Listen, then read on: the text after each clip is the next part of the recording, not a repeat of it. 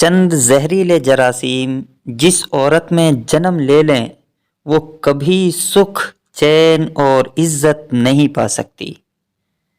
دوستو، نیچے کچھ ایسی عادتیں، حرکتیں اور کمزوریاں گھر کی بربادی کا باعث ہوتی ہیں، انہی وجوہات سے گلشن اجڑتے اور ویران ہوتے ہیں۔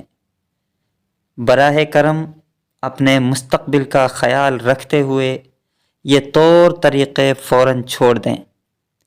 تو آئیے بات کرتے ہیں وہ وجوہات کیا ہیں جن کی وجہ سے پورے گھر برباد ہو جاتے ہیں۔ نمبر 1، خاوند کے سامنے اونچا بولنا۔ کوئی عورت اپنے ہسبینڈ کے سامنے اونچی آواز میں بات کرتی ہے تو یہ نمبر 1 ہے۔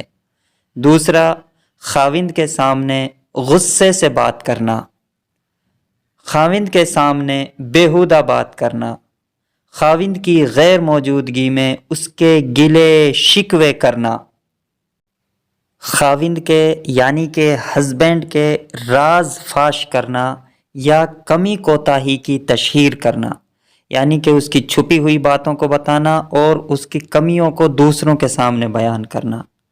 شوہر کے ہسبینڈ کے منہ سے جذبات میں نکلنے والی بات کو بھلانے کی بجائے دل میں رکھنا، میکے جا کر اپنے پیرنٹس، والدین یا بہن بھائیوں کو گھریلو حالات کے متعلق 1 کی 2 اور 2 کی 4 بنا کر سنانا، بھڑکانا اور اشاروں پر چلنا۔